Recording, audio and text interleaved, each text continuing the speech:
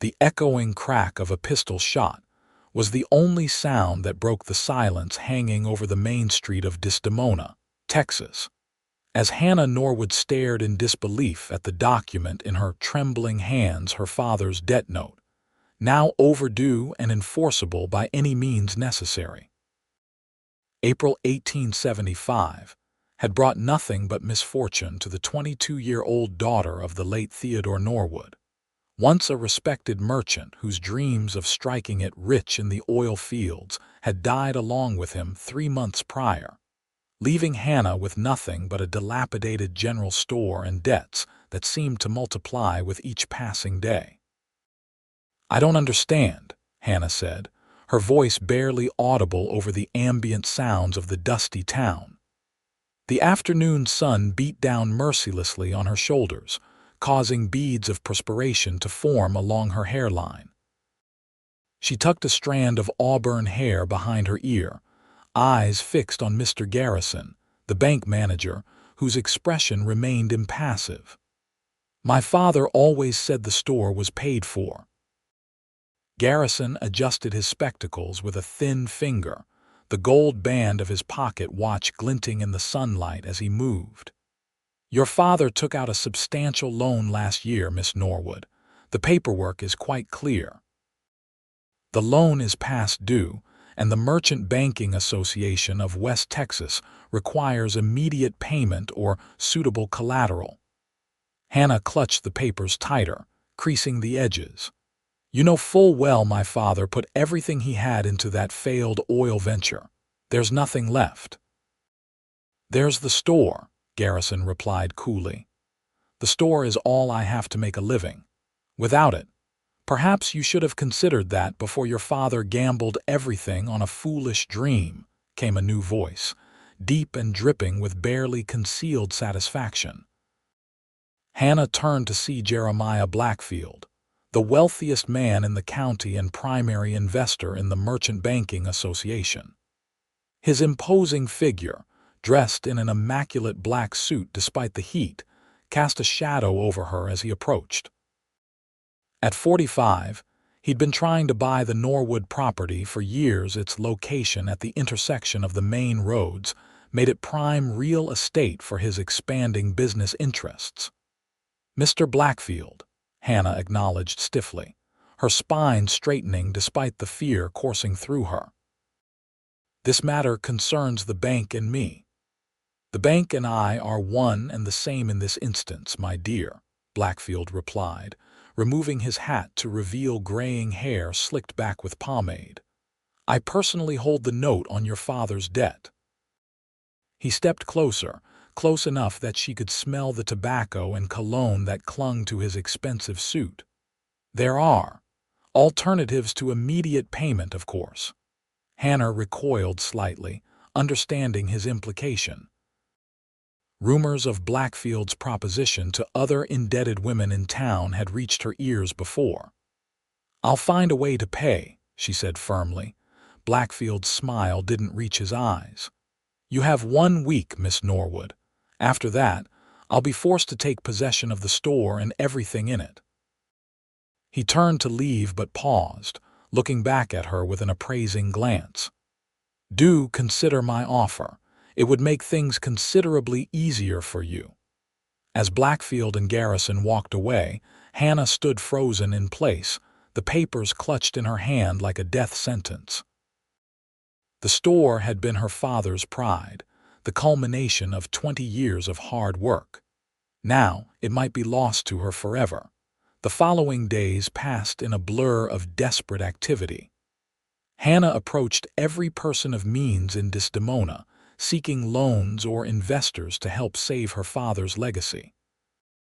Each door closed in her face, sometimes with sympathy, more often with thinly veiled suggestions that she accept Blackfield's protection. By the 6th day, Hannah had exhausted every possibility. She sat at the small desk in the back room of the store, surrounded by ledgers showing mounting debts and dwindling inventory. The oil lamp cast shifting shadows across the walls as she calculated figures for the 100th time, searching for a solution that simply wasn't there. A knock on the store's front door startled her. She glanced at the small clock on the wall, nearly 9 in the evening, well past closing time. Warily, she moved to the front of the store, peering through the window to see a man she didn't recognize standing on her porch. "We're closed," she called through the door. "Miss Norwood." "My name is Wade Eastwood. I've come about your father's debt," the stranger replied, his voice carrying easily through the thin door. Hannah hesitated. Another of Blackfield's men, no doubt. But something in the stranger's tone lacked the usual menace. Cautiously, she unlocked the door, opening it just enough to see him properly. Wade Eastwood stood a head taller than her, dressed in the practical clothing of a working cowboy, worn leather boots, denim trousers, and a simple cotton shirt with the sleeves rolled to the elbows, revealing tanned, muscular forearms. His dark hair was slightly too long, curling at the nape of his neck, and a few days' worth of stubble darkened his jaw. But it was his eyes that caught Hannah's attention, a clear, intelligent blue that regarded her with neither pity nor predation, just straightforward assessment. "How do you know about my father's debt?" she asked, not opening the door any wider. "Word travels. I'm new to Desdemona, but I've heard about Blackfield and his methods." Wade shifted his weight, the boards of the porch creaking beneath him. "I also knew your father briefly. We crossed paths in Austin last year when he was seeking investors for his oil venture." Hannah's grip on the door tightened. "Did you invest?" "No," Wade answered honestly. "I didn't have the funds then, but I respected his vision. I'm sorry for your loss, Miss Norwood." "Thank you," Hannah replied automatically, the words hollow from repetition over the past months. "But I still don't understand why you're here." Wade glanced down the darkened street before returning his gaze to her. "I have information that might help you with Blackfield. May I come in?" Every instinct warned Hannah against letting a strange man into her store after dark, but desperation made her reckless. She stepped back, opening the door wider. Wade entered, removing his hat as he crossed the threshold. In the lamplight, Hannah could see the fine lines around his eyes, a man perhaps in his early 30s who had spent most of his life outdoors. "What information could possibly help me now?" Hannah asked, leading him to the small sitting area near the cold stove. "The deadline is tomorrow, and I don't have even half of what I need." Wade settled into a chair, placing his hat on his knee. "I've been tracking Blackfield's operations across 3 counties. He's been using the bank to acquire properties through exactly this method, creating or purchasing debts, then foreclosing when people can't pay." "That's hardly news," Hannah replied bitterly. "Half the businesses on Main Street have changed hands in the last 2 years, all ending up under Blackfield's control." "Yes, but what most people don't know is that he's been falsifying loan documents, inflating debts, and charging interest rates that violate state banking regulations." Wade leaned forward. "Your father's loan may be one of those." A flicker of hope sparked in Hannah's chest, quickly doused by reality. "Even if that's true, how could I possibly prove it? The bank has all the documentation, and Garrison would never testify against his employer." "You're right about Garrison," Wade agreed. "But there's someone who might help. Edgar Phillips, Blackfield's former clerk. He was dismissed last month after questioning some of the accounting practices. I've spoken with him, and he's willing to sign an affidavit about what he witnessed." Hannah shook her head. "An affidavit won't stop Blackfield from taking my store tomorrow. The law moves too slowly, and he has Judge Parker in his pocket anyway." Wade's expression turned grim. "I'm aware of the judge's loyalties. But an affidavit filed with the federal marshal in Fort Worth could eventually bring scrutiny that even Blackfield can't escape." He paused, studying her face. "I know it's not an immediate solution, but it might give you leverage to negotiate more time. Why are you doing this?" Hannah asked suddenly, her green eyes narrowing with suspicion. "What's your interest in Blackfield's downfall?"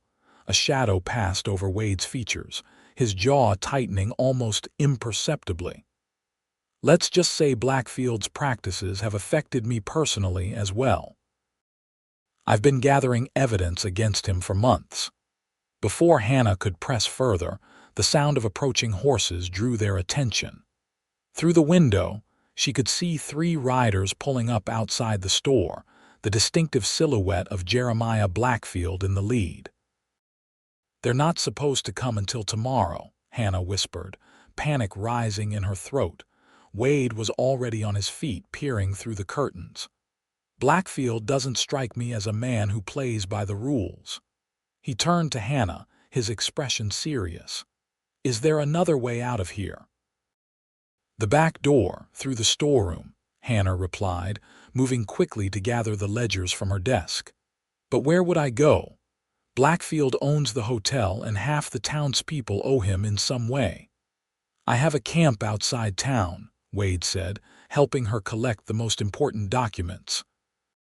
"It's not much, but you'd be safe there while we figure out our next move."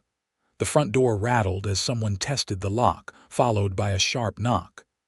"Miss Norwood," Blackfield's voice called, falsely pleasant. "I know you're in there. I've come to discuss the settlement of your father's debt." Hannah froze, her heart pounding. Wade placed a steadying hand on her arm, his touch surprisingly gentle for a man of his size. "Go to the back," he whispered. "Take what you need quickly." As Hannah hurried to gather her most precious possessions, her mother's locket, the tintype portrait of her parents, a change of clothes, the pounding on the front door grew more insistent. "Miss Norwood, open this door immediately or I'll be forced to break it down." Blackfield's voice had lost all pretense of civility. Wade positioned himself by the front window, watching the men outside. Hannah emerged from the back room with a small carpetbag, her face pale but determined. "Ready?" Wade asked softly. Hannah nodded, clutching the bag tightly. "The back door leads to an alley." "We can," the sound of splintering wood interrupted her as the front door shuddered under the impact of a boot or shoulder. Wade moved toward Hannah, guiding her toward the storeroom. "Go," he urged. "I'll be right behind you." Hannah hesitated. "Mr. Eastwood, Wade," he corrected with a fleeting smile. "Go, Hannah. Trust me." The use of her given name, spoken with such quiet assurance, propelled her into action. Hannah hurried through the storeroom, fumbling with the lock on the back door. Behind her, she could hear the front door giving way, followed by the heavy footsteps of Blackfield and his men entering the store. "Where is she?"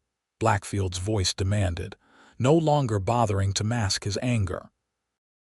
"I believe the lady isn't receiving visitors tonight," Wade's calm voice replied, followed by the unmistakable sound of a pistol being cocked. Hannah finally managed to open the back door, but paused in the doorway, unwilling to leave Wade facing Blackfield's men alone. Through the partially open storeroom door, she could see Wade standing between the intruders and her escape route, his stance relaxed but ready. "Who the hell are you?" Blackfield snarled, his hand moving toward the expensive revolver at his hip. "Just a concerned citizen," Wade replied, his own weapon already drawn and pointed steadily at Blackfield's chest. "Miss Norwood doesn't wish to conduct business at this hour. I suggest you return tomorrow during regular store hours." One of Blackfield's men, a burly enforcer known around town only as Maddox, took a step forward. "There's one of him and 3 of us, boss." Blackfield's thin lips curled into a smirk. "Indeed.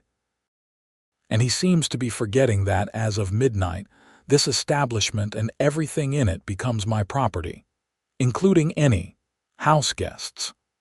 His cold eyes shifted to the storeroom, where Hannah stood partially visible in the shadows. Wade didn't turn his head, keeping his attention focused on the immediate threat. Miss Norwood still has until tomorrow to settle her affairs. Now I'm asking politely leave. Or what? Blackfield sneered. You'll shoot all three of us. If necessary, Wade replied, his voice betraying no uncertainty. But I'd rather not make a mess for Miss Norwood to clean up.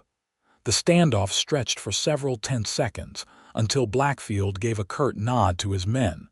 This isn't worth bloodshed. We'll return in the morning with the sheriff and proper documentation. His gaze shifted to Hannah again. Enjoy your last night here, Miss Norwood. Tomorrow, you'll find yourself without options except the one I've generously offered. Wade kept his pistol trained on them as they backed toward the door. Just before exiting, Blackfield paused. I don't know who you are, stranger, but involving yourself in my business is a grave mistake. One you'll live to regret, but not for long.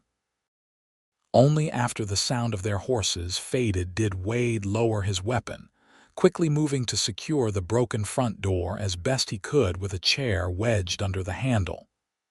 He turned to Hannah, who had emerged from the storeroom. They'll be back, probably with reinforcements, he said, holstering his pistol. We need to go. Where? Hannah asked, the reality of her situation crashing down upon her. Even if we leave tonight, they'll find me eventually.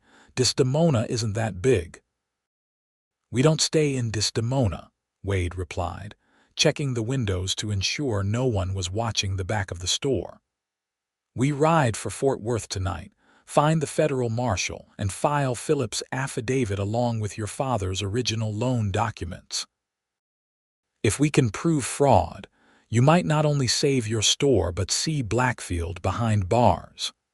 Hannah looked around at the store that had been her home for as long as she could remember. The thought of leaving everything behind terrified her, but the alternative, submitting to Blackfield's protection, was unthinkable. I have no horse, she said, the practical concern surfacing through her fear. I have two at my camp, Wade replied. One's not much to look at, but she's sturdy and sure-footed. Can you ride? Hannah nodded. Her father had insisted she learn, saying no Texan worth their salt should be dependent on others for transportation. Good. We'll need to move quickly. Wade peered out the back door into the darkened alley. The route to my camp skirts the eastern edge of town. If we're careful, we can avoid being seen. As they slipped out into the night, Hannah cast one last glance at the store, wondering if she would ever see it again. The weight of abandoning her father's legacy pressed down on her, but Wade's steady presence beside her provided an unexpected anchor in the storm of her thoughts.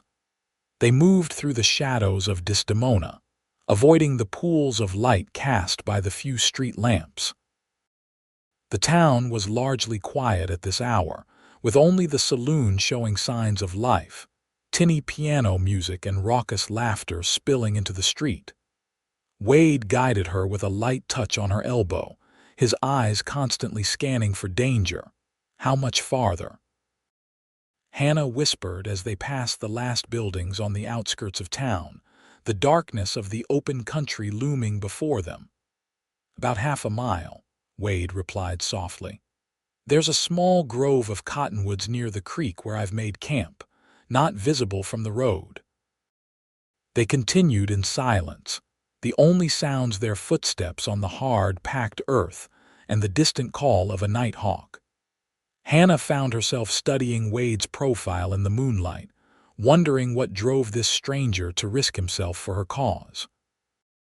His features were strong but not harsh, his movements those of a man accustomed to hard work and occasional danger. You said you knew my father, she ventured after a while. How? Wade's pace didn't falter, but she sensed a slight tensing in his shoulders. I was working as a cattle driver when we met. Your father was in Austin trying to raise capital for his oil drilling operation. We ended up at the same boarding house for a few nights, shared some meals and conversation. That's all, Hannah pressed, feeling there was more to the story. Wade was quiet for several steps. "He spoke of you often," he finally said. "How proud he was of your intelligence and determination. He showed me a tintype portrait he carried, said you were the spitting image of your mother." The unexpected personal detail caught Hannah off guard, a lump forming in her throat. "He carried that everywhere," she whispered. "I have it with me now." Before Wade could respond, the sound of horses approaching from the direction of town reached them. Without a word, he pulled Hannah off the trail and down into a shallow drainage ditch, his body partially covering hers as they pressed against the earth. The riders passed within 20 feet of their hiding place, 3 men, moving at a trot, their silhouettes unmistakably those of Blackfield and his companions. "They're heading toward your store," Wade murmured once the riders were past. "Seems Blackfield's patience has run out." Hannah's heart sank. "Everything I own is in that store."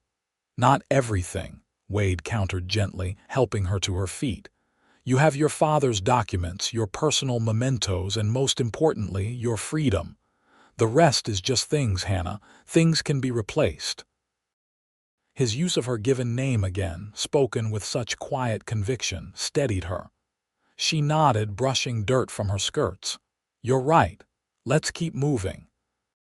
Wade's camp was exactly as he described, a small clearing among cottonwood trees, hidden from the road and nestled near a gentle bend in the creek. 2 horses were tethered nearby, a sturdy bay gelding and a smaller, dappled mare. A simple lean-to provided shelter, with a small fire pit, now cold, indicating where he'd prepared his meals.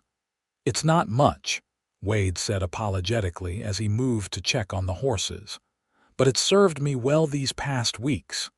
"You've been watching Blackfield all this time?"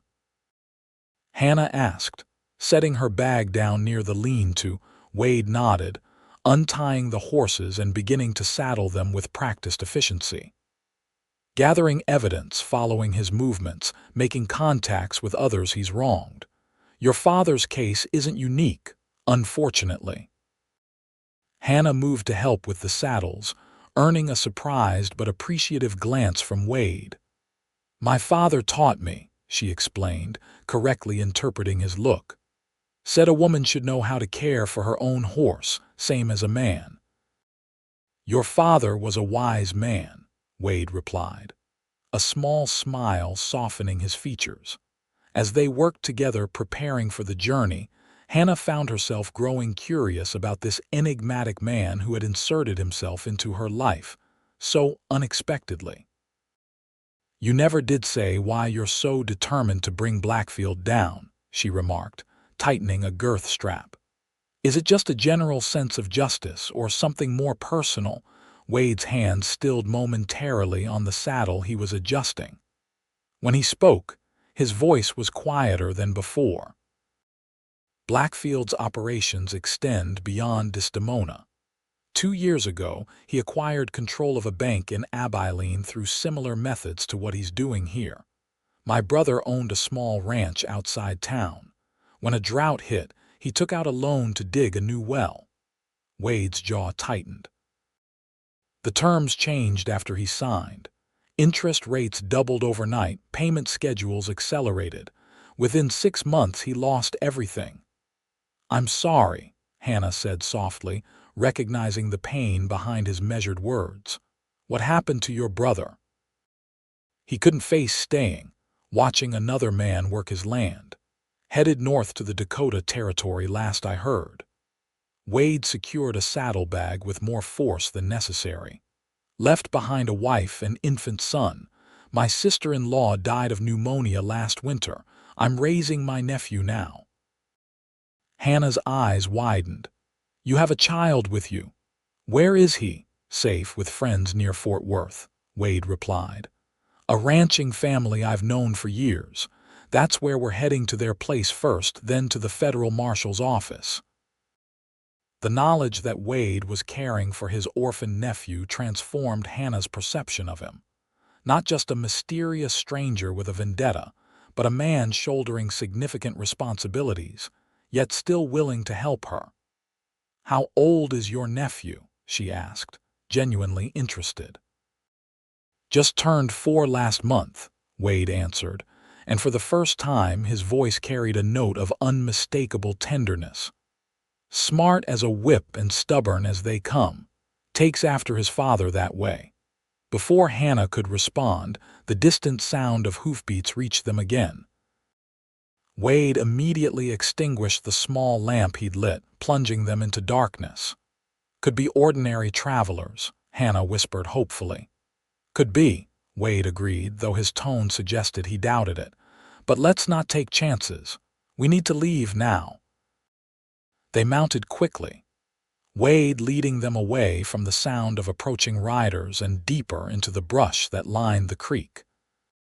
They traveled in tense silence for nearly half an hour, making their way carefully through the darkness, guided only by moonlight and Wade's evident familiarity with the terrain. When they finally emerged onto a less traveled road heading southeast, Wade pulled his horse alongside Hannah's. "We'll follow this road until dawn, then cut cross-country," he explained. "It's about 80 miles to Fort Worth. If we pace ourselves, we can make it in 2 days." Hannah nodded, suddenly overwhelmed by the enormity of what was happening. In the space of a few hours, she had lost her home, her livelihood, and set out on a desperate journey with a man she barely knew, all on the slim hope that justice might prevail against Jeremiah Blackfield's influence and wealth. Wade seemed to sense her distress. "One step at a time, Hannah," he said gently. "Right now, all we need to focus on is putting distance between us and Desdemona before sunrise." The simple practicality of his words steadied her. Hannah straightened in her saddle, adjusting her grip on the reins. "You're right. Lead on, Mr. Eastwood." "Wade," he corrected again, with that same brief smile that transformed his serious face. "I think we're well past formalities at this point." They rode through the night, stopping only briefly to rest the horses and drink from Wade's canteen. As the first gray light of dawn spread across the eastern sky, they found themselves in open country, the town of Desdemona far behind them. Wade led them to a small rise crowned with a cluster of oak trees, providing shade and a vantage point to survey the surrounding landscape. "We'll rest here for a few hours," he decided, dismounting and helping Hannah down from her saddle. "The horses need it, and so do we." Hannah's muscles protested as her feet touched the ground, unaccustomed to hours in the saddle. She tried not to show her discomfort, but Wade noticed her stiffness. "It gets easier," he said, with no hint of condescension. "By tomorrow, you'll have found your riding legs again." "I certainly hope so," Hannah replied, attempting to massage a particularly painful spot in her lower back. "Otherwise, I fear I'll arrive in Fort Worth draped over this saddle like a sack of flour." Wade's laugh was unexpected, a warm, genuine sound that made him appear years younger. "I doubt that. You strike me as someone who endures discomfort rather stoically, Miss Norwood." "Hannah," she corrected, mirroring his earlier insistence. "And I'm not sure stoicism is the right word. Stubbornness, perhaps." "A quality I respect," Wade replied, unsaddling the horses and rubbing them down with handfuls of grass. "Especially when it's directed toward worthy causes." As he tended to the animals, Hannah spread a blanket Wade had provided in the shade of the largest oak. From her bag, she retrieved the bundle of documents related to her father's loan, spreading them out to examine in the growing daylight. Wade joined her after ensuring the horses were comfortable, offering her jerky and hardtack from his provisions. "Not exactly a fancy hotel breakfast," he apologized, settling beside her on the blanket. "I'm grateful for it nonetheless," Hannah replied sincerely, accepting the simple fare. As they ate, she pointed to the loan agreement. "I've read this document a dozen times and I still can't see where my father went wrong. He was always so careful with contracts. Wade leaned closer, examining the papers. His proximity sent an unexpected flutter through Hannah's chest, which she firmly attributed to exhaustion and stress. "Your father likely didn't go wrong," Wade said after studying the document. "See these notations in the margins. They weren't made by the same hand that drafted the original terms. I've seen this before, additions made after signing, then claimed to be clarifications of the original agreement." Hannah peered at the areas Wade indicated, noticing for the first time the subtle differences in handwriting and ink color. "That's forgery." "Technically, it's alteration of a legal document after execution, which is indeed a crime," Wade confirmed. "But proving it requires expertise we don't have. That's why we need to get these to the federal marshal. They have banking examiners who can authenticate documents." As Hannah was about to respond, Wade suddenly tensed, his head turning toward the road they had traveled. Following his gaze, Hannah saw a plume of dust in the distance, riders, moving fast in their direction. "Could be a coincidence," Wade said, though his actions belied his words as he quickly gathered their belongings. "But I'd rather not find out. We've rested long enough." They packed up with practiced efficiency, Hannah now understanding the necessity of Wade's sparse camp and readiness to move. Within minutes, they were mounted again, heading away from the road and into rougher country where pursuing riders would have more difficulty tracking them. "You think it's Blackfield?" Hannah asked as they pushed their horses into a steady trot. "Possibly," Wade replied, scanning the horizon. "Or it could be the sheriff. Either way, it's best we avoid them. Blackfield likely reported you missing and your store abandoned. He could claim we stole property he legally acquired." The injustice of this possibility stoked a fire of indignation in Hannah's chest. "That store has been in my family for 20 years. How dare he—" "I know," Wade interrupted gently. "And we'll fight him through proper channels. But right now, we need to focus on reaching Fort Worth safely." They traveled cross-country for the remainder of the day, avoiding roads and settlements where possible. Wade proved to be an expert navigator, using the sun and natural landmarks to maintain their course. By late afternoon, they had covered significant ground, and Wade's confidence that they had evaded any pursuit began to ease the tension that had gripped them since dawn. As dusk approached, they found themselves near a small stream with good grazing for the horses. Wade declared it suitable for their overnight camp, and they set about establishing a simple site, a small fire for cooking. The horses picketed where they could reach water and grass. Hannah watched Wade move with practiced efficiency, setting up camp with minimal wasted motion. There was something compelling about his quiet competence, so different from the blustering self-importance of many men she'd encountered. "You've done this before," she observed as he prepared a simple stew from provisions in his saddlebags. Wade glanced up with a small smile. "More times than I can count. I spent years driving cattle from Texas to Kansas, living on the trail for months at a time." "But you're not a cowhand now?" Hannah asked, accepting the tin cup of stew he offered her. Wade sat across from her, the small fire between them casting flickering light on his features. "No. After my brother lost his ranch, I gave up driving to help him. Then when he left," he shrugged.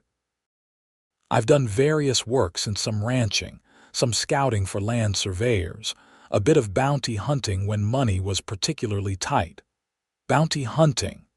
Hannah couldn't keep the surprise from her voice. "Only for men I believed truly deserved capturing," Wade clarified.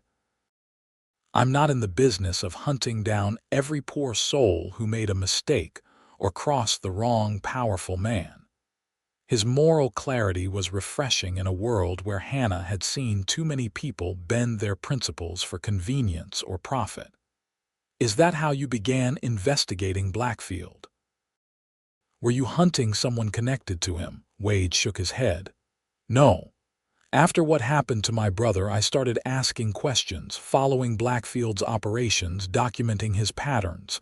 It became something of a mission.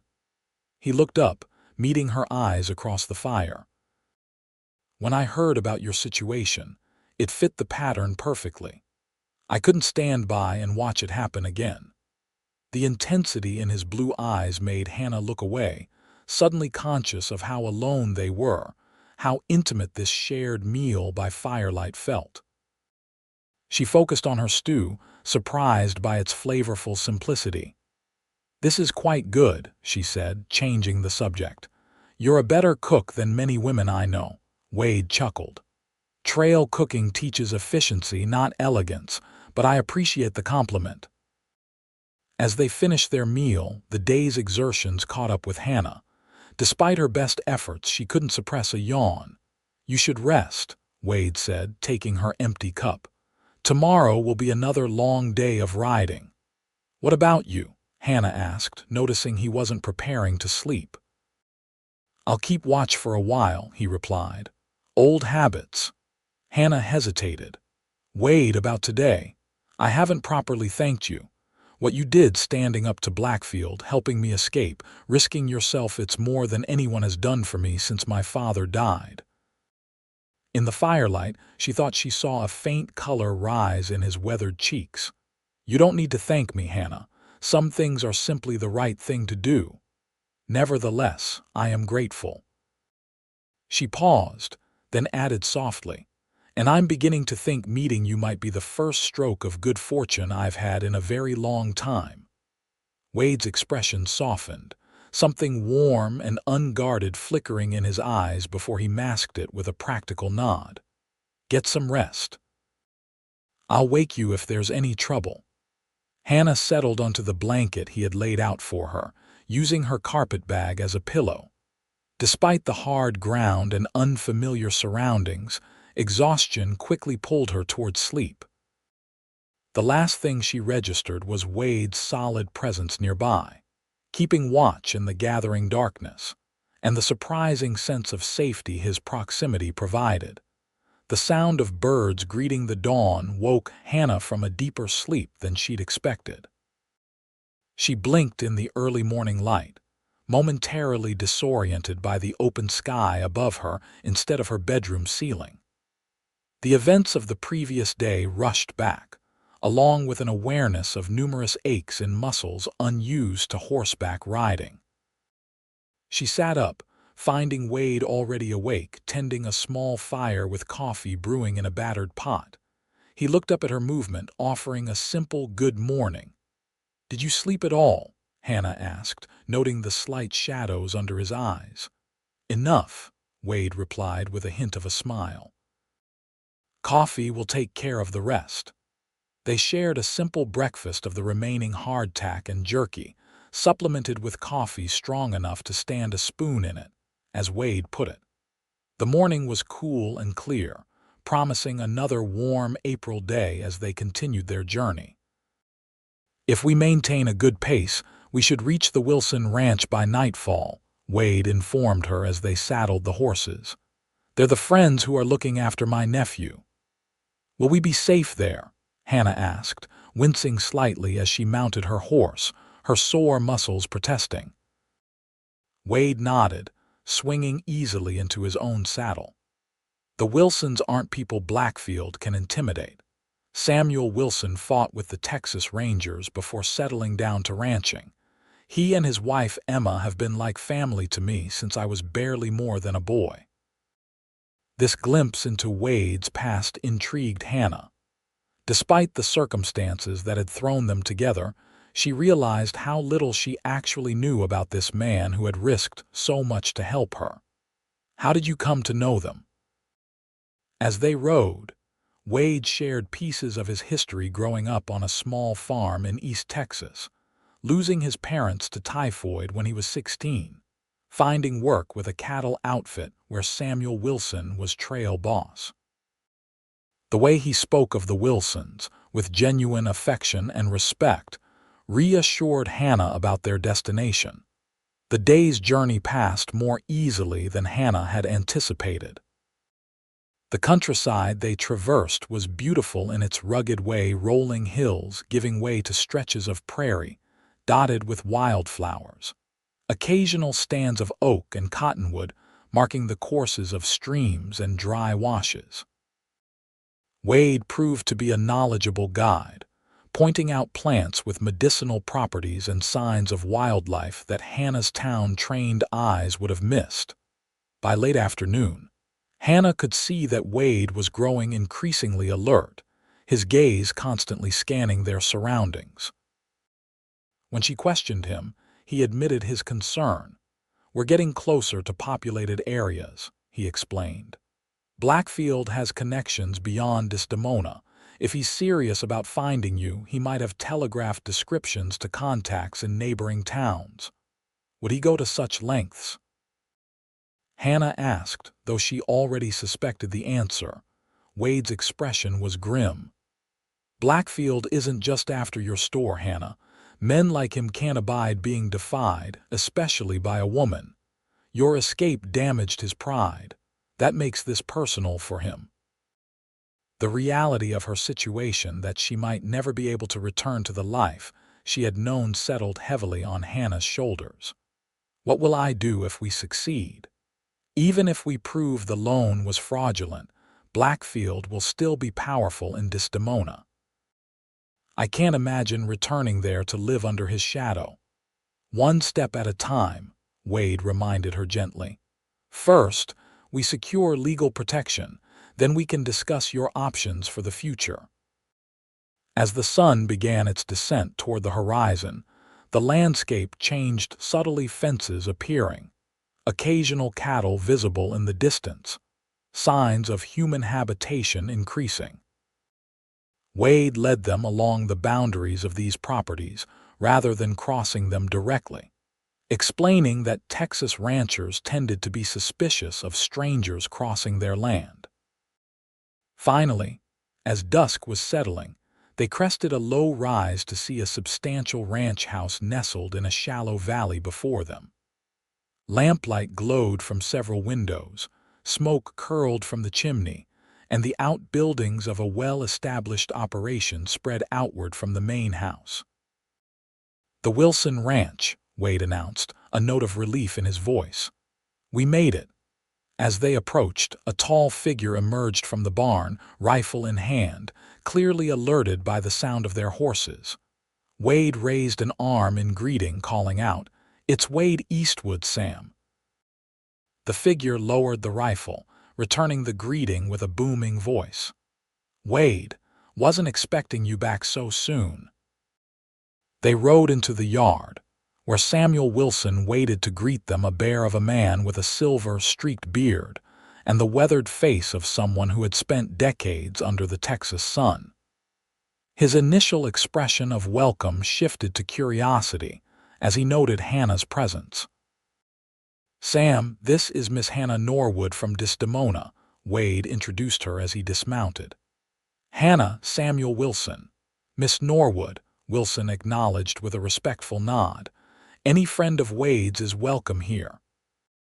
"Thank you, Mr. Wilson," Hannah replied, grateful when Wade moved to help her dismount, her muscles stiff from the long day's ride. "Wade." A child's voice rang out, and a small boy with dark hair came barreling from the house, launching himself at Wade with complete confidence that he would be caught.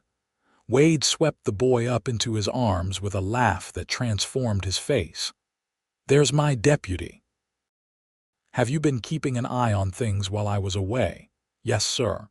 I helped Mr. Wilson with the new calves and everything." The boy's enthusiastic report halted as he noticed Hannah, his expression turning curious. "Who's that?" "This is Miss Norwood," Wade explained, setting the boy down but keeping a hand on his shoulder. "Hannah, this is my nephew, James." Hannah smiled at the child, whose features bore a striking resemblance to Wade's, the same clear blue eyes and determined chin. "Hello, James." "I'm very pleased to meet you." James studied her for a moment before declaring with a child's directness, "You're pretty." "Are you Uncle Wade's sweetheart?" Hannah felt heat rise to her cheeks, but before she could formulate a response, a woman's voice called from the porch, "James Wilson Eastwood." "Is that how we greet guests?" Emma Wilson descended the porch steps, a handsome woman in her 50s with silver-streaked dark hair pulled into a practical bun. Despite her scolding words to James, her eyes were warm with affection for the boy. "Sorry, Aunt Emma," James said, not sounding particularly repentant. Emma shook her head with a smile, then turned her attention to Hannah. "You must be exhausted, my dear. Come inside and let's get you settled. Wade can explain everything once you've had a chance to wash up and rest." The warmth of Emma's welcome and the comfortable familiarity of the Wilson home eased something tight in Hannah's chest. For the first time since Blackfield had appeared at her store, she felt truly safe. While Samuel and Wade took care of the horses, Emma led Hannah into the house, showing her to a small but comfortable guest room and providing fresh water and towels. The simple luxury of washing away 2 days of trail dust felt incredible, and the clean dress Emma lent her, though a bit large, was a welcome change from her travel-worn clothing. By the time Hannah emerged, refreshed, dinner was being laid out on a large table in the ranch house's main room. Wade had also washed up, his dark hair still damp, wearing clean clothes that suggested he kept some possessions at the Wilson Ranch. James chattered excitedly at his side, clearly thrilled by his uncle's return. The meal was simple but abundant: roast beef, potatoes, fresh bread, and vegetables from Emma's kitchen garden. After days of trail rations, it seemed a feast to Hannah. The conversation remained light during the meal, with James dominating much of the talk with updates on ranch happenings and questions about Wade's journey. Only after James had been sent to bed, despite his protests, did the adults settle in the sitting area to discuss the serious matters at hand. Wade explained Hannah's situation to the Wilsons, who listened with growing concern. "Blackfield," Samuel spat the name like a curse. "That snake's reputation has spread even this far. He's been buying up properties all through that part of the state, using the banks as his weapon." "That's what Wade believes happened with my father's loan," Hannah confirmed. "The original terms were altered after signing." "And you have the documents?" Emma asked. Hannah nodded. "Yes, and Wade says there's a former clerk of Blackfield's willing to testify about his practices." Samuel's weathered face creased in thought. "The federal marshal in Fort Worth, Hayden, is a straight shooter. If you bring him evidence of bank fraud, he'll investigate, regardless of Blackfield's local influence." "That's our plan," Wade confirmed. "We'll ride to Fort Worth tomorrow, speak with the marshal, and file formal complaints." Emma placed a hand on Hannah's arm. "And you're welcome to stay here while this is sorted out, my dear. It's not safe for you to return to Desdemona while Blackfield is on the warpath." The kindness of these people, virtual strangers to her, brought a lump to Hannah's throat. "I don't know how to thank you all." "No thanks needed," Samuel replied gruffly. "Wade's family, which makes his concerns our concerns. Besides," he added with a glint in his eye, "I've been waiting years for someone to take Blackfield down a peg or two."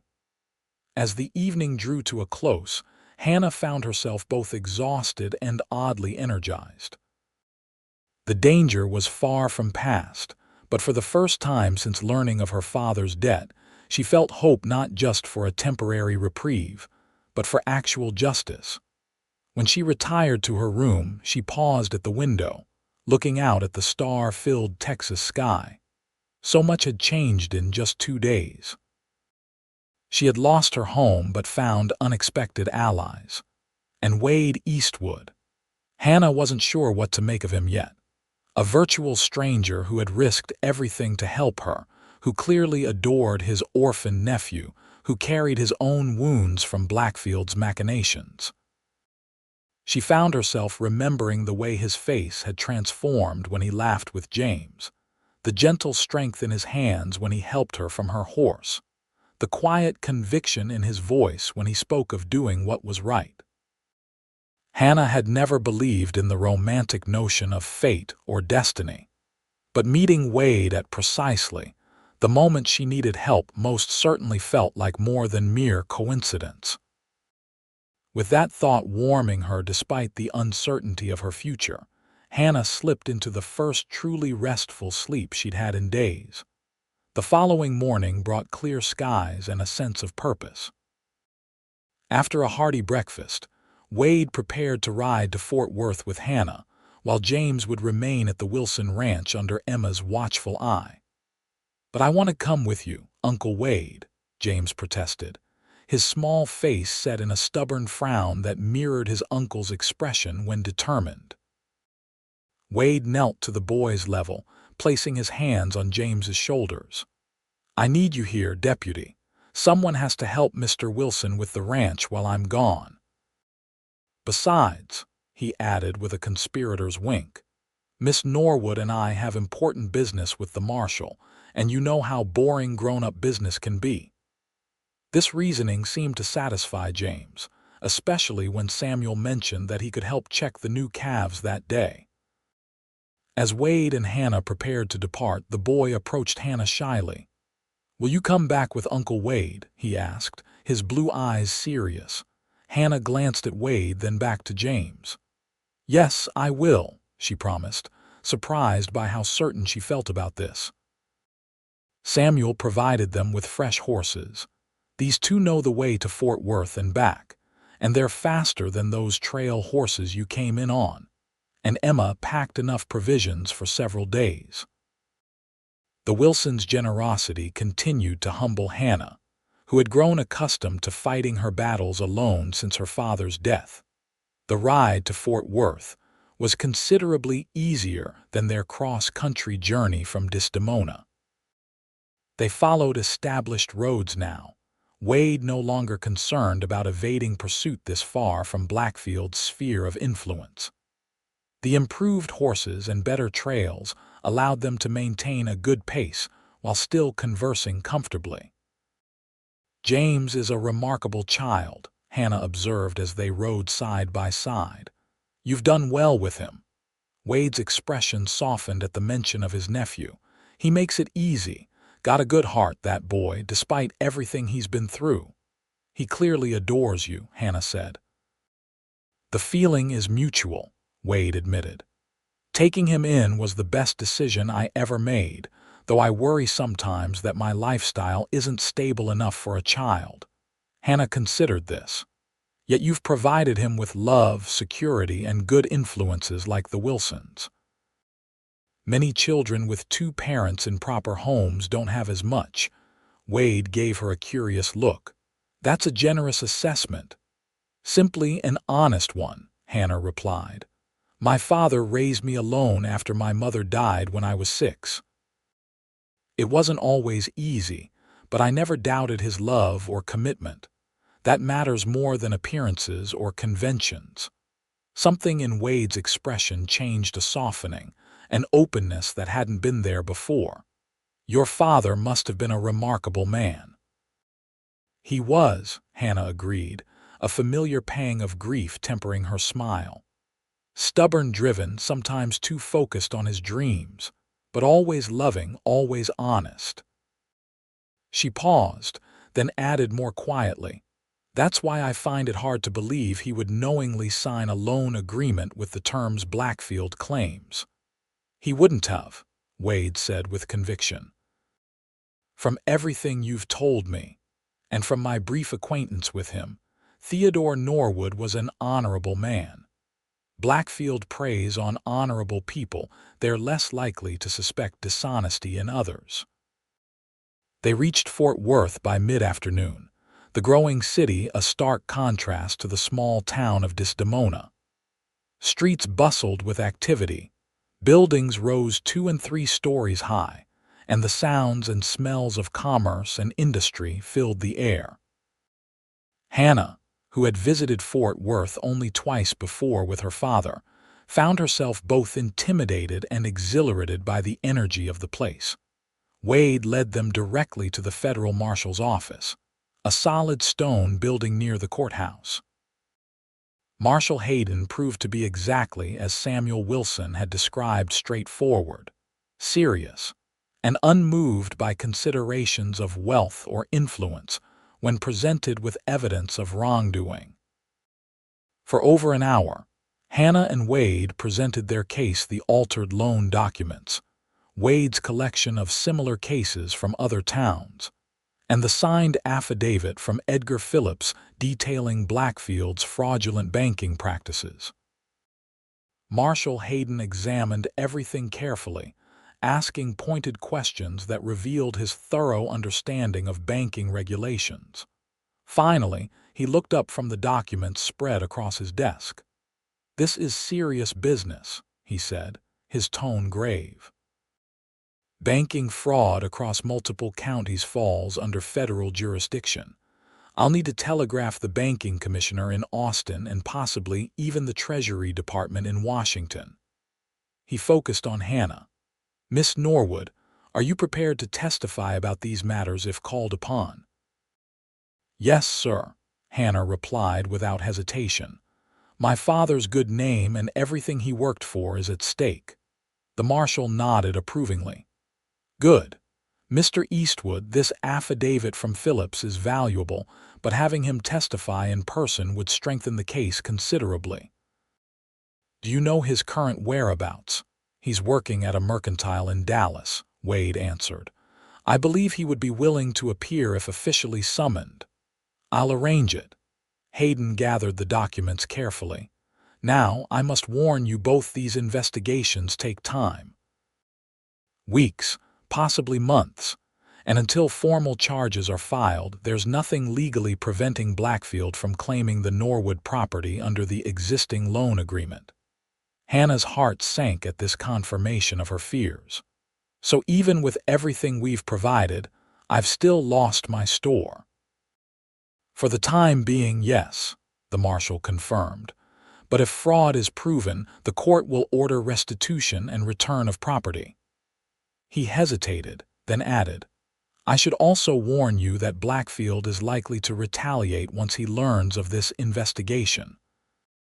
He's not a man who takes challenges lightly." "We're aware of the risk," Wade said, his hand coming to rest supportively on Hannah's shoulder. "Miss Norwood will be staying with friends outside Fort Worth until this matter is resolved." Marshal Hayden studied them both for a moment, his experienced eyes noting Wade's protective posture and Hannah's determined expression. "Very well. I'll begin the formal process today and contact you both when there are developments. Where can you be reached?" Wade provided the Wilson Ranch address, and with that, their official business was concluded. As they stepped back into the late afternoon sunlight, Hannah felt a complicated mixture of emotions: relief that official wheels were now turning, disappointment that her store remained lost for the foreseeable future, and uncertainty about what her life would look like in the coming months. "It's a start," Wade said gently, reading her expression. "The marshal is a man of his word. If there's justice to be had, he'll see it done."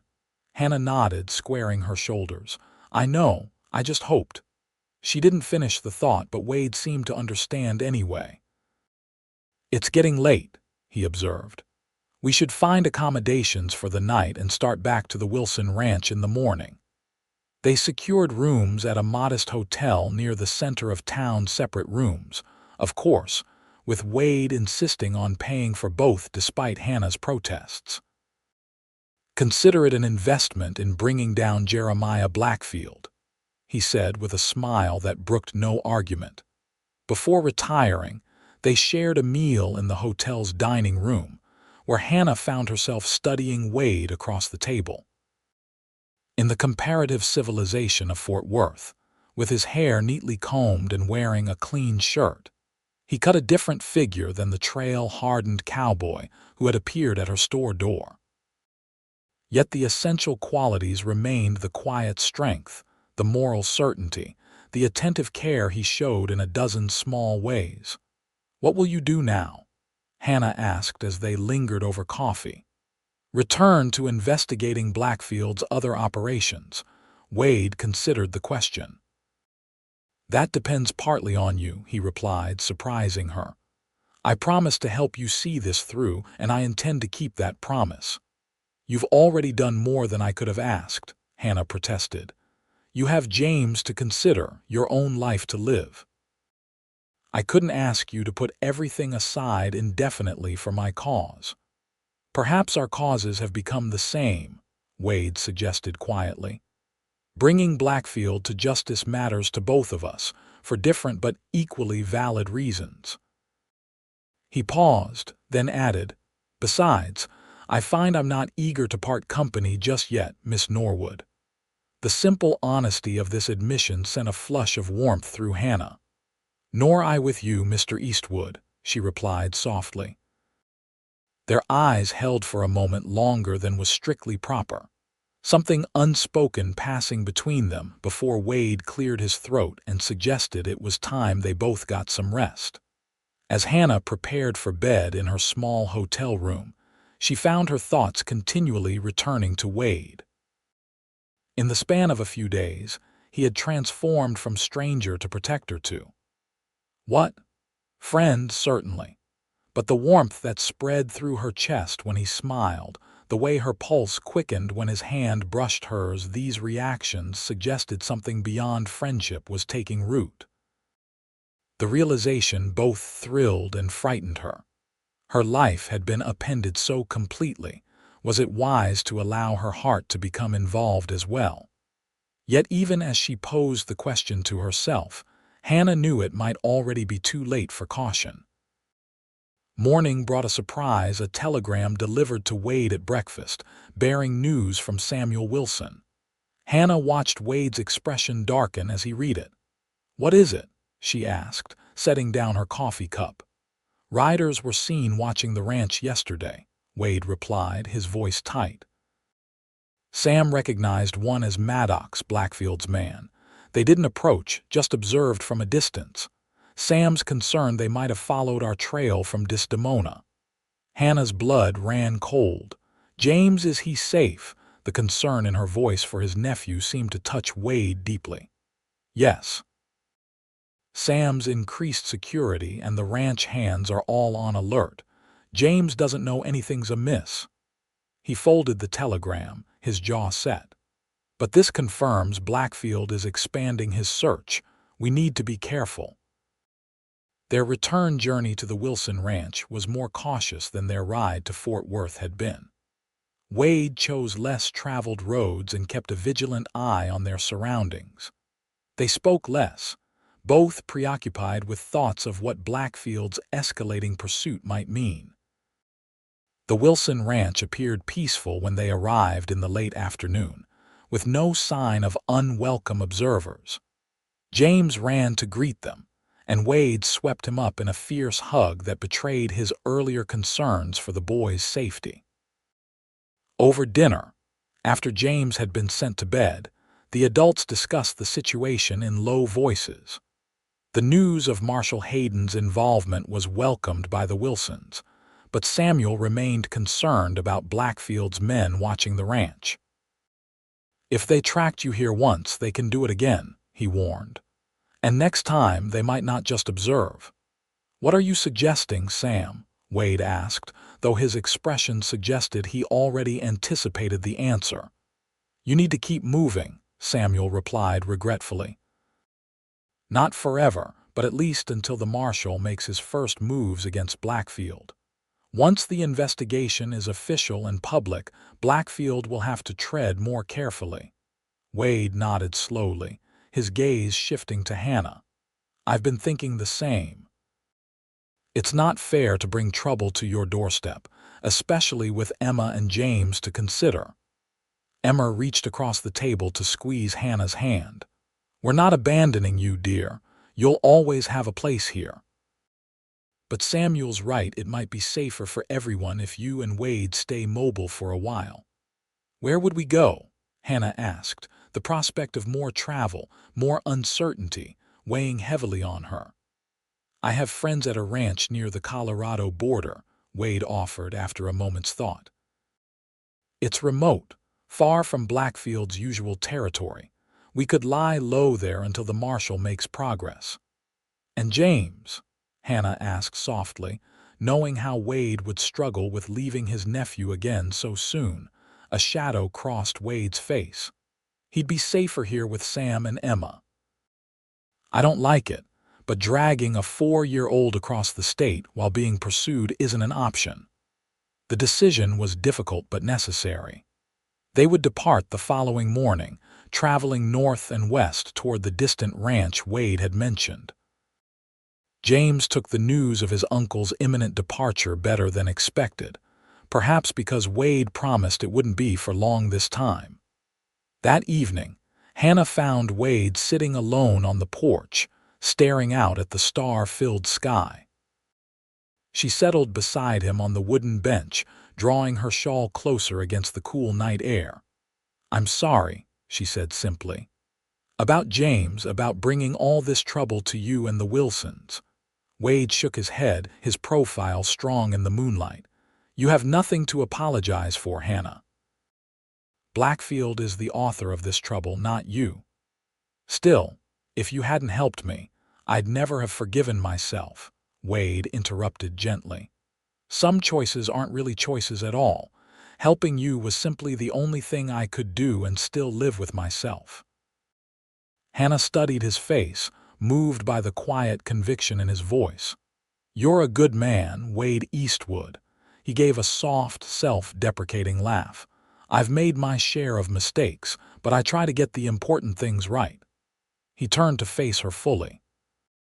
"Hannah, I want you to know that whatever happens in the days ahead, I'll see this through with you. You won't face Blackfield alone."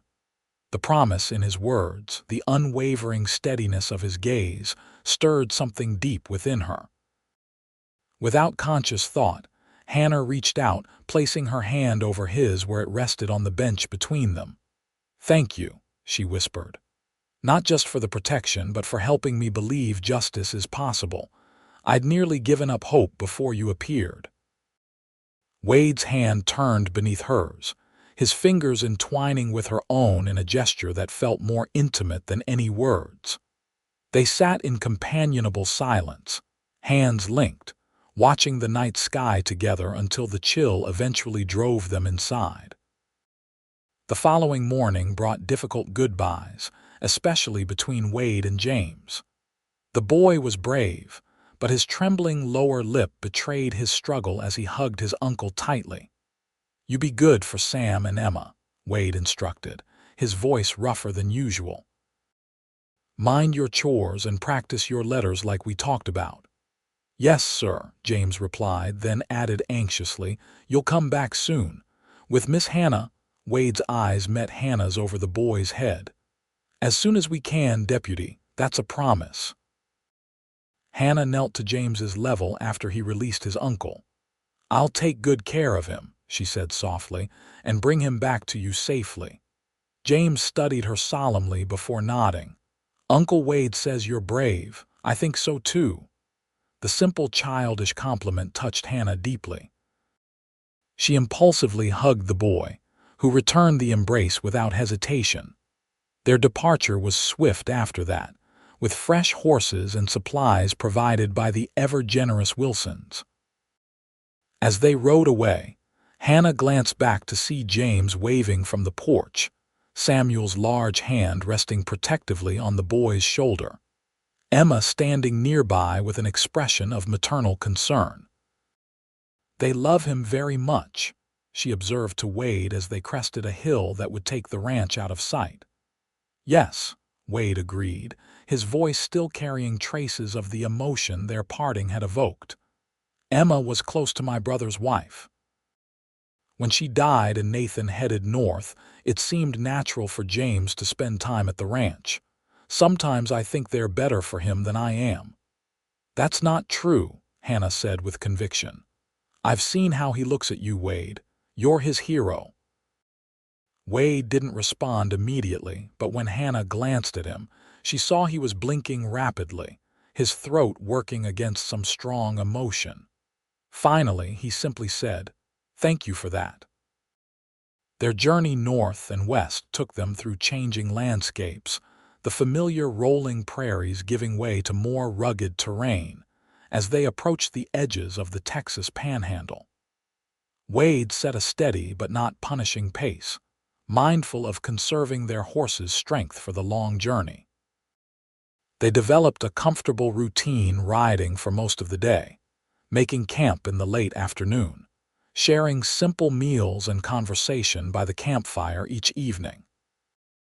Despite the circumstances that had thrown them together, despite the uncertainty of their future, Hannah found herself treasuring these moments of quiet companionship. Wade proved to be a thoughtful conversationalist once his initial reserve had melted.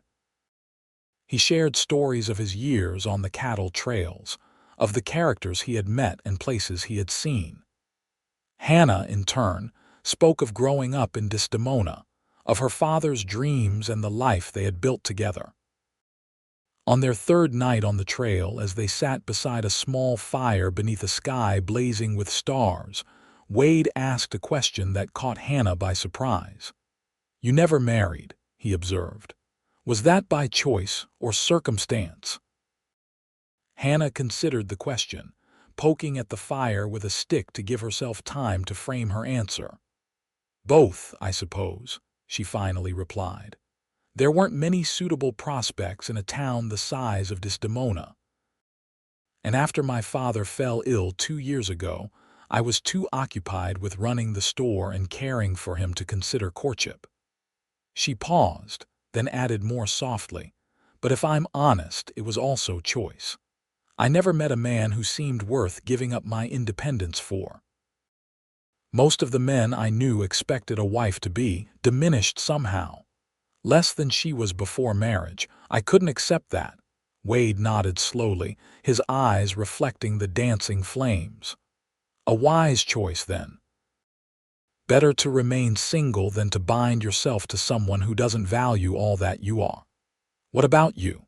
Hannah asked, curious about this man who seemed so different from others she had known. "You never married either." A shadow crossed Wade's features. "I was engaged once, about 6 years ago. Mary was a schoolteacher in Abilene." His voice softened at the memory. "Intelligent, kind, determined to bring education to rural children." "What happened?" Hannah asked gently when he fell silent. Wade's gaze remained fixed on the fire. "She died. Influenza swept through the town one winter. She insisted on continuing to teach, to care for her students whose parents were ill. By the time she showed symptoms herself, it was too late." He looked up, meeting Hannah's eyes across the flames. "That was the winter before my brother lost his ranch. A difficult time." Hannah's heart ached for him, for the layers of loss he had endured. "I'm sorry, Wade," he nodded in acknowledgement. "Life continues. James came into my life not long after, having him to care for. It helped." The vulnerability in his admission, the quiet resilience in his approach to tragedy, stirred something deep within Hannah. Without overthinking, she moved from her place opposite the fire to sit beside him, close enough that their shoulders touched. Wade tensed momentarily in surprise, then relaxed, the solid warmth of his body a comfort against the night's growing chill. They sat in companionable silence for a long while, watching the flames dance before them. When Wade finally spoke again, his voice was low, almost a murmur. "I never expected to find myself on this journey with you, Hannah Norwood, but I find I'm grateful for it, despite the circumstances that brought us here." Hannah turned to look at him, finding his face much closer than she had anticipated, his blue eyes earnest in the firelight. "As am I," she replied softly. Something shifted in that moment, a boundary crossed, an understanding reached without words. Wade's hand found hers in the darkness, his calloused fingers gentle as they enclosed her smaller hand. They remained that way until the fire burned low, connected by that simple touch, neither needing to fill the silence with words. The days that followed brought them deeper into the rugged country of the northern Texas plains. The terrain grew more challenging, the settlements fewer and farther between. Yet Hannah found herself increasingly at ease with this nomadic existence, drawing strength from Wade's steady presence and practical knowledge. On the 5th day of their journey, they encountered the first real threat since leaving the Wilson Ranch. They had stopped at a small settlement to replenish their supplies when Wade noticed two men watching them with too much interest from across the single dusty street.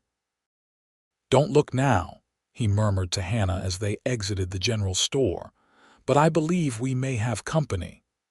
Hannah resisted the urge to turn her head, instead asking quietly, "Blackfield's men?" "Can't be certain, but they match the description Sam gave of the riders watching the ranch," Wade replied, guiding her toward their horses with a casual hand at her elbow. "Mount up normally. We'll ride out as if nothing's amiss, then make our move once we're clear of town." They followed his plan, departing at an unhurried pace that gave no indication of their awareness of the watchers. Once beyond the settlement's outskirts, Wade led them off the main trail into rougher country, setting a faster pace. "Will we lose them?" Hannah asked, glancing behind them at the empty trail. "They're following, but at a distance," Wade confirmed. "I caught sight of them as we turned off the road, but this terrain favors us. I know it better than they likely do." For the next several hours, Wade led them through a maze of dry washes, rocky outcroppings, and narrow canyons.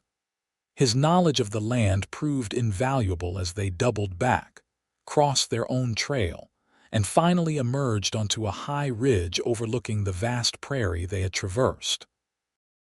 "There," Wade pointed to distant figures on horseback, moving slowly along a wash they had passed through earlier.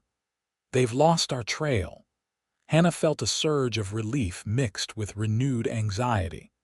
Blackfield must be offering a substantial reward to have men searching this far from Desdemona.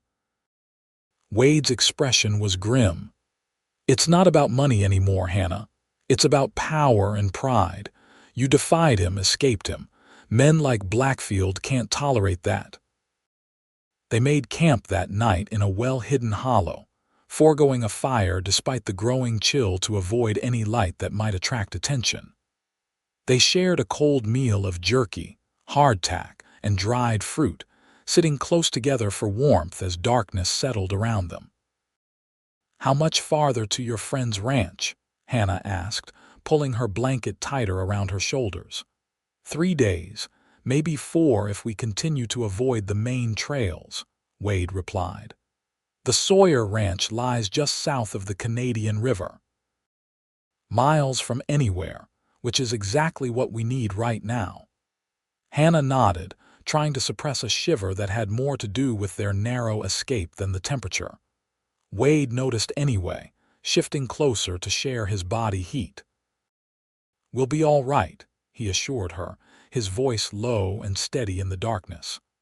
"Blackfield's men can't search every mile of open country between here and the Canadian River." "I know," Hannah replied. "It's just, I never imagined my life would come to this. Running, hiding, hunted like an outlaw, all because I refused to surrender my father's store to a greedy man." Wade's arm slipped around her shoulders, a comforting weight that seemed the most natural thing in the world. "You stood your ground against a man accustomed to people yielding before him.